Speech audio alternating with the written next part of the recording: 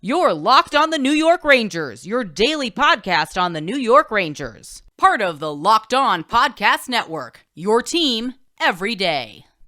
Welcome back, Blue Shirts fans, to episode number 542 of the Locked On New York Rangers podcast. I'm your host, John Chick. Just wanted to thank you guys for making Locked On New York Rangers your first listen every day. We are free and available on all platforms. And I wanted to definitely spend some time today talking a little bit about Emile, the Cat Francis. Of course, he passed away at the age of 95 over the weekend. He was a goalie for the Rangers back in the 40s and the 50s, and also coached the team in the 60s and 70s. His coaching tenure, he was also the GM then, by the way, but his coaching tenure was highlighted by the Rangers making it to the Stanley Cup Finals in 1971, 1972. They made it to the semifinals or deeper in 4 consecutive seasons, and just a beloved member of the New York Ranger family. So we're going to spend a good amount of time on Francis today. We also might look to line up a guest to talk a little bit more about him sometime next week, because obviously, I know of Emile the Cat Francis and, what he meant to this Ranger organization, but, his playing days and really even his coaching days were quite a bit before my time. So, hoping to line up a guest that can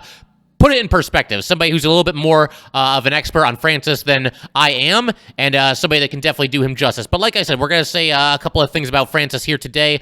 I'm also going to throw out the idea of the Rangers potentially looking to trade Brennan Othmann. Now, I know there's going to be some people who hear that and think that I'm, losing my mind here, or whatever it might be. I don't say this lightly, and it's not something that I would do just to do it, but depending on how big of a trade target you want the Rangers to pursue at the deadline this season, I think it's a move that could at least make some sense. And again, I would not do this just to do it. I'm not trying to push Brennan Othmann out the door here, but I'll elaborate a little bit in due time here and explain what I mean and explain why it's an option that I think could at least be on the table for the New York Rangers.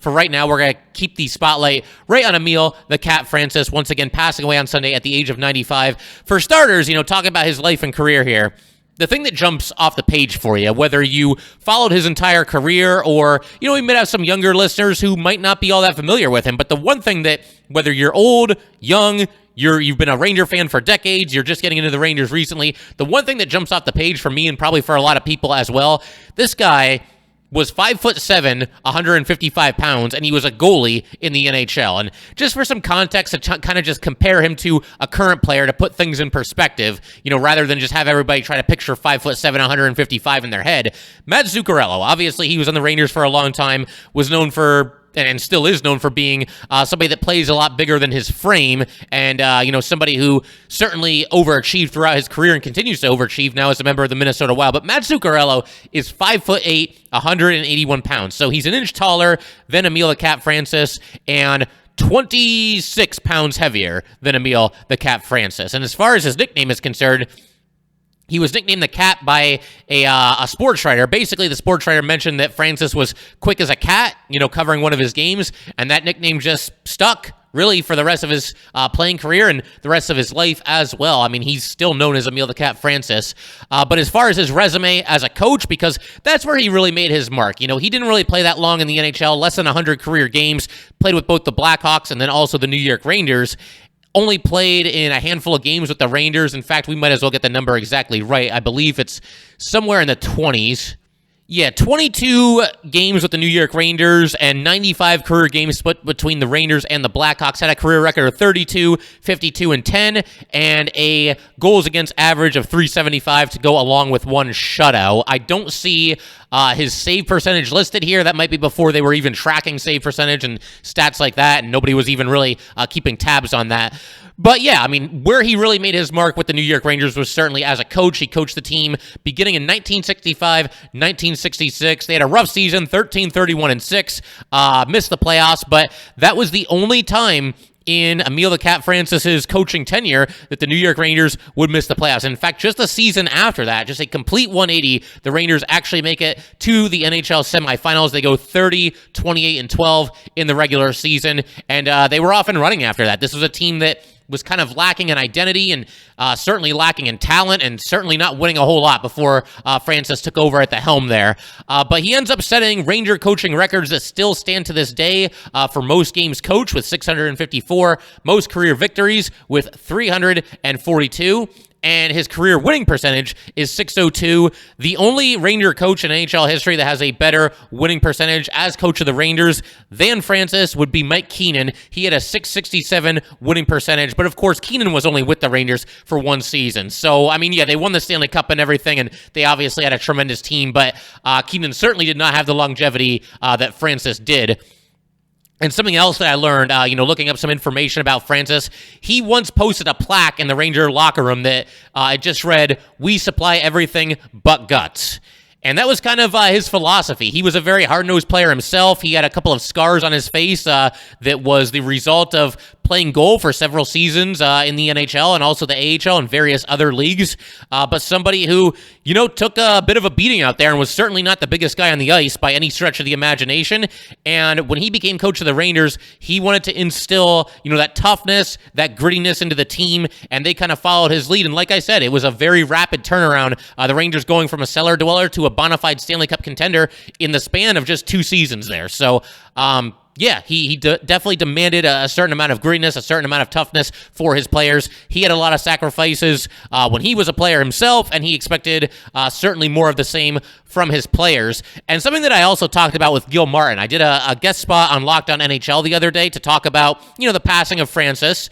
And this was interesting as well. Obviously, again, Francis did not have a long tenure in the NHL as a player, less than 100 games, but he did kind of make his mark in a different way. He started using a catching mitt based upon the design of a first baseman's glove in baseball, and this kind of got the attention of league officials, but after some back and forth, he got the approval, and there were other goalies that ended up kind of following his lead and using similar styles of gloves, and even to this day, I believe, I don't know, obviously there's always, variations and, there's always tweaking going on and stuff like that, but it sounds like Francis, his design of a catching glove is still, somewhat in effect here even to this very day. So that's obviously very cool to say. I mean, it was quite the innovation there by Emile Francis.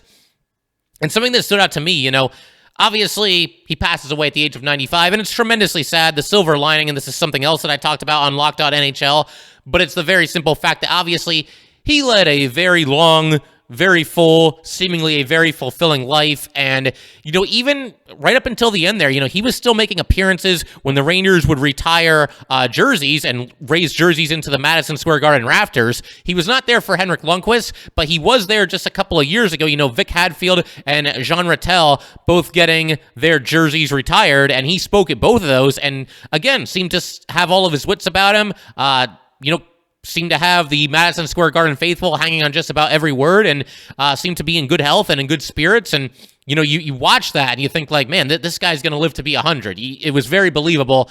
And not to speculate on how long somebody's going to live or anything like that, but that's the impression that it made, at least on me, because again, he just seemed like he was still so full of life, so full of energy. He had a couple of sit-down interviews, every time that somebody gets their jersey retired, they're interviewing guests throughout the night, people that are there, and he did a sit-down interview between the first and second period of one of the games, I believe it was, and again, sharp as a tack, well into his 90s there. I believe he was either 91 or 92 at that time. But again, his impact on Ranger hockey cannot be understated, and we're going to continue talking about Emile Francis in just a second. But first, just want to let everyone know that today's episode of Locked On New York Rangers is brought to you by Built Bar. I'm sticking to my resolution to eat right, thanks to Built Bar. It almost feels like it's not really a resolution because I actually enjoy eating them. Have you tried the Puffs? If you haven't, you're missing out on one of Built Bar's best tasting bars. All Built Bars are covered in 100% real chocolate. Yes, Puffs included, 100% real chocolate. Low calorie, high protein. Replace your candy bars with these. They are better. A typical candy bar can be anywhere from 200 to 300 calories. Go to Built.com and scroll down to the macros chart. You will be blown away. High protein, low calorie, high fiber, low carb. Most Built bars contain 130 calories, 4 grams of sugar, 4 net carbs, and 17 grams of protein. Compare that to a candy bar, which usually has around 240 calories, 30 grams of sugar, and dozens of net carbs. At Built Bar, they are all about the taste. They make it taste delicious first, then they figure out how to make it healthy. And I don't know how they do it, but they pull it off every single time. Go to Built.com, use promo code LOCKED15, and get 15% off your order. Use promo code LOCKED15 for 15% off at Built.com. All right, just want to thank everybody for making Locked On New York Rangers your first listen every day. We are free and available on all platforms.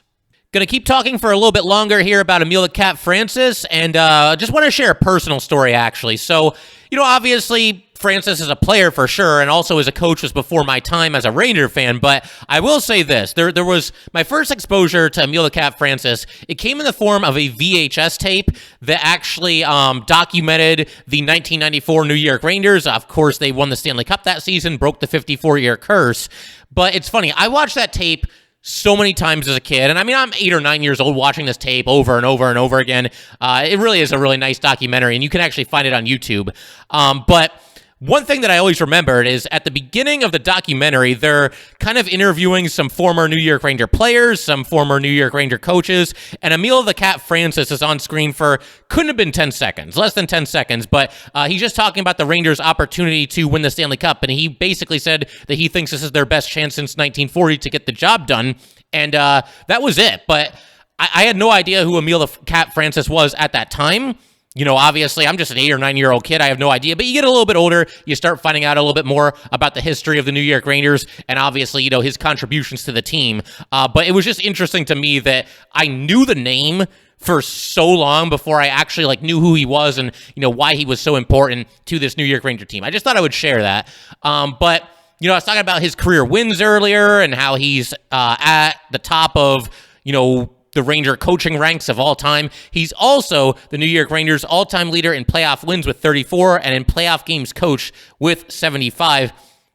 Was also widely recognized for his charity away from the ice. In 1966, he formed the Metropolitan Junior Hockey League to give inner-city kids a chance to play hockey. And then the Rangers in 2008 decided to honor Francis's legacy by creating the Emile Francis Award. It goes annually to those who grow youth hockey in their local communities. And Francis was also awarded the Lester Patrick Trophy in 1982 for his outstanding service to hockey in the United States. And there's actually another trophy that I found, doing this research that's named after Francis. He's got the Emile Francis Trophy, which is given to the AHL team that has the best record in the Atlantic Division. And I definitely do want to single out what I would say was probably Francis's best season as the head coach of the New York Rangers. That would, of course, be 1971-1972 when the Rangers made it to the Stanley Cup Finals before losing in 6 games to the Boston Bruins. But the Rangers that season, there were, just to give you guys some context, there were 14 teams in the NHL. Back then, there were 7 teams in the East Division and 7 teams in the West Division. And the Rangers came in second place in the East, finishing only behind the Boston Bruins. The Rangers went 48, 17, and 13. That was good for 109 points. They start the playoffs against the Montreal Canadiens, who finish right behind the Rangers with 108 points, and they take down the Canadiens in 6 games. They then go to the semifinals, and they sweep the Chicago Blackhawks 4-0. And then, unfortunately, in the Stanley Cup Finals, the Rangers fall behind 2-0 to the Bruins. They win Game 3 at the Garden. They lose Game 4 at the Garden. They stave off elimination in Boston by winning Game 5, and then they lose 3-0 at Madison Square Garden to close out the series. So, yeah, I mean, this team basically did just about everything except win the Stanley Cup. It is unfortunate. But again, that's just kind of part of the story that was the Rangers having the curse and not being able to get over the hump for as long as it took them to get over the hump. Of course, 54 years. Emile the Cat Francis, though, again, one of the most successful coaches in New York Rangers history by any metric. Again, they got about as close as you could possibly get. 4 straight seasons making it to the semifinals or farther. And, of course, this one season in the Stanley Cup Finals themselves. Unfortunately, they did everything but lift the Stanley Cup. But, obviously, the Cat was, and still is, a tremendously important member of the New York Ranger family. And he will certainly be missed. And like I said, still looking to line up a guest to, share some insight into the New York Rangers teams that were coached by Francis and just kind of share any other interesting facts that we may not have covered here today. And we'll look to line up that guest next week. I do want to turn our attention back to the current Rangers, though. And like I said, I tossed this out in the intro, the idea of maybe trading Brennan Othmann. And I will elaborate on that in just a second. But first, just want to let everybody know that today's episode of Locked On New York Rangers is brought to you by BetOnline.net. Football might be over for this season, but basketball is in full steam for both pro and college hoops. From all the latest odds, totals, player performance props, to where the next fired coach is going to land, BetOnline.net is the number one spot for all your sports betting needs. BetOnline remains the best spot for all of your sports scores, podcasts, and news this season. And it's not just basketball. BetOnline.net is your source for hockey, boxing, and UFC odds, right to the Olympic coverage and information. Head to the website today or use your mobile device to learn more about the trends and action. BetOnline, where the game starts. Today's episode of Locked On New York Rangers is also brought to you by RockAuto.com. With the ever-increasing numbers of makes and models, it is now impossible for your local chain auto parts store to stock all the parts you need. Why endure often pointless or seemingly intimidating questioning like, is your Odyssey an LX or an EX, and wait while the person behind the counter orders the parts on their computer, choosing the only brand their warehouse just so happens to carry? You have computers with access to RockAuto.com at home and in your pocket. Save time and money when using Rock Auto. Rock Auto is a family business serving do-it-yourselfers for over 20 years. Rock Auto prices are reliably low for every customer. Go explore their easy-to-use website today to find the solution to your auto part needs. Go to rockauto.com right now and see all the parts available for your car or truck. Write Locked On in their How Did You Hear About Us box so they know we sent you. Amazing selection, reliably low prices, all the parts that your car will ever need. rockauto.com.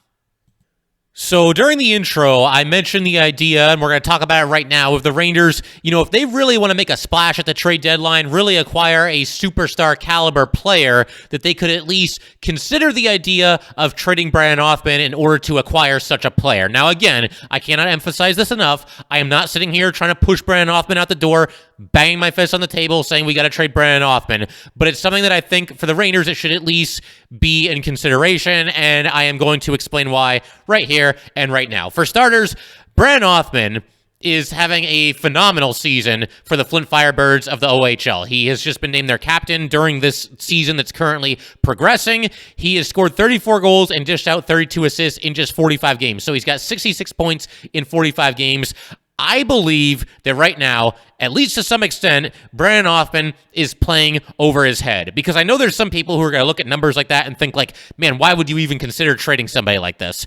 But that's just it. It's a classic case of selling high and potentially trading somebody when his value will never, ever be higher. I'm not sure it'll ever be higher than it is right now because, yeah, this guy can contribute offensively, but the big thing about him coming into this year's draft, and the thing that you were reading in scouting reports and just listening to different analysts talk about him, the thing that stood out about Brennan Othmann, is that this guy is a tough, gritty, physical, defense-first forward. And on one hand, you're now pleasantly surprised the fact that he's got 66 points in 45 games. But on the other, is this sustainable? And again, it's the OHL rather than the NHL. So one way or another, even if he comes to the NHL, sooner or later, those numbers are going to come back down to earth at least a little bit. But you've got a guy that we thought was a defensive-minded forward who's putting up just ridiculous offensive numbers. So his value is very, very high right now. And if you're the Rangers, and I don't know how their front office sees this, maybe they think that he can, be a solid offensive contributor in the NHL. Maybe they think that he can play in a top six role. That's all possible. But if you don't think that, if you think that this is somebody that is probably going to slot in as a bottom six forward, and again, somebody that's a little bit of a defense first player and somebody that's not going to contribute a whole lot scoring wise, then this is the time to strike. If again, you are looking to bring in a quality A-plus trade target, somebody that can come in and be a star player, immediately step into a top six role on the Rangers, and help this team the rest of the regular season and certainly in the postseason as well.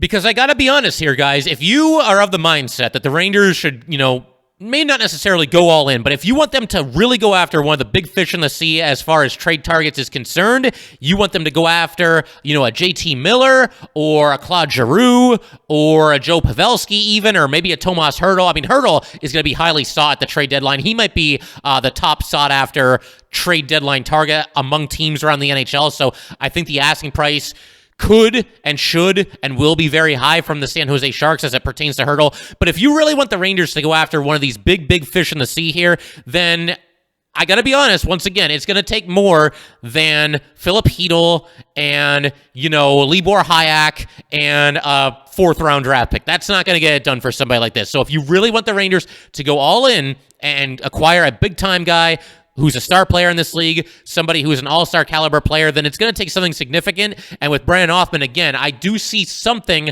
of a sell-high opportunity here. And I don't say this lightly because I don't want the Rangers to trade Othmann necessarily, but again, if you want the Rangers to go all in and really go for a star player, somebody like Brennan Othmann could make some sense, especially if you're like me and you're hesitant to trade somebody like Braden Schneider, who's already had a tremendously positive impact on the New York Rangers, really kind of solidifying the third defense pairing there. If you don't want to see them trade him, if you don't want to see them trade somebody like, Zach Jones is flash in the NHL for sure, then maybe trading Brennan Othmann makes more sense because, again, I don't know that he's ever going to produce points at the level that he's currently producing points in the OHL. And so that's why, it's just kind of food for thought. It's not something that I'm demanding the Rangers to do. And certainly, look, if the Rangers don't go after one of these top tier trade targets at the deadline, if you'd rather just see the Rangers go after, kind of a middling trade target like a Phil Kessel or, maybe a Riley Smith from the Vegas Golden Knights, somebody of that ilk, then for sure, I am not trading Brennan Othmann for anybody like that. I'm not giving away Brennan Othmann for Phil Kessel, for sure,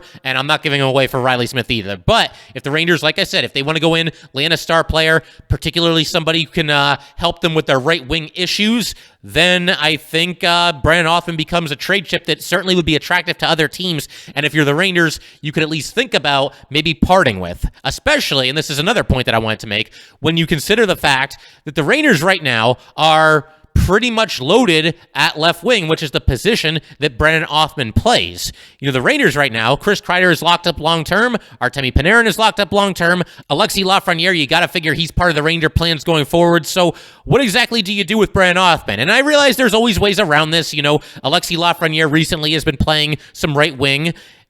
Maybe, even Brennan Othmann himself could eventually change positions from either left wing to right wing or even left wing to center. I don't know. I haven't seen Brennan Othmann there really being any news of him playing center at the OHL. I think they've pretty much had him at left wing with the Flint Firebirds there.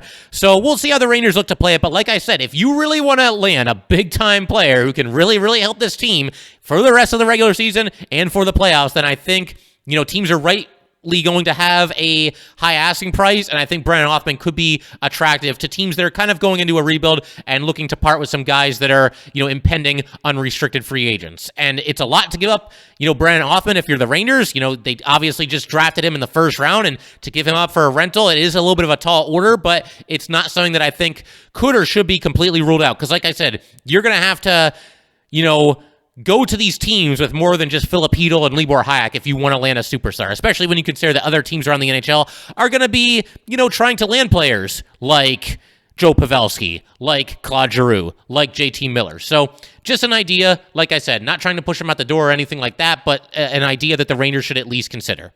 And then one last point that I'd like to make on the subject before we call it a day here, it's just a question that I want to propose to everybody, and that is, when is the last time the Rangers have traded away a prospect, or really any trade of any kind, but especially a prospect, and really, truly been burned by it? I really don't think it's happened all that often, and, I've got a webpage open here right now looking at the Rangers trade history, and of course, I know some people are going to point to the trade that they made this offseason, of course, dealing Pavel Buchnevich to the St. Louis Blues in exchange for Sammy Blais and a second-round draft pick.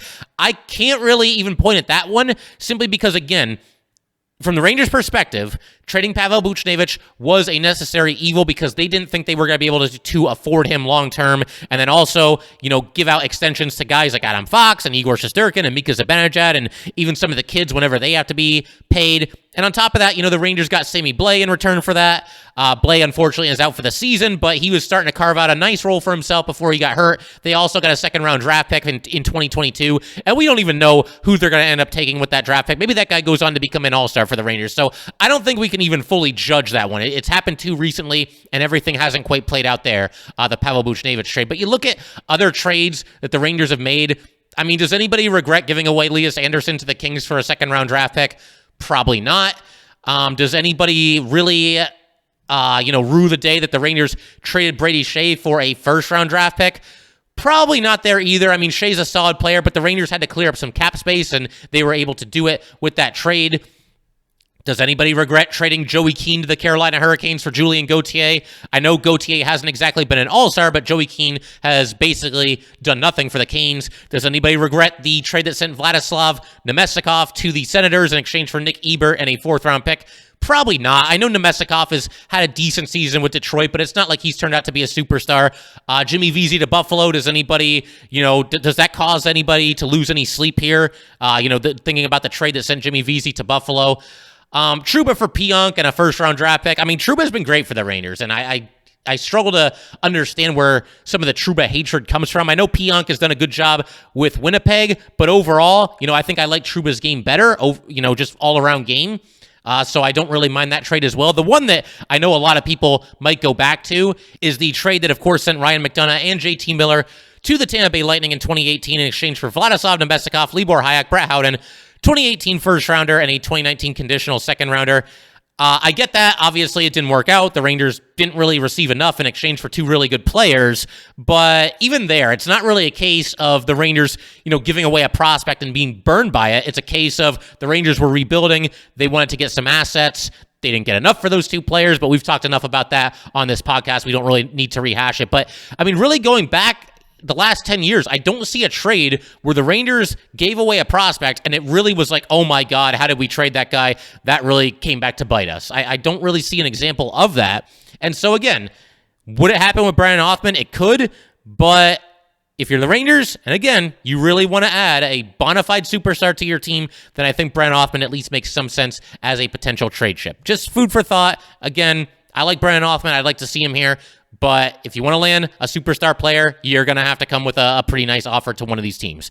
But that will pretty much do it for today, guys. Once again, if you'd like to get in touch with this podcast, please send an email to lockedonnyrangers@gmail.com. Once again, that is lockedonnyrangers@gmail.com. Definitely give us a follow on Twitter as well, @LO_NY_Rangers. Once again, that is @LO_NY_Rangers. Thanks again, guys. I'll see you next time.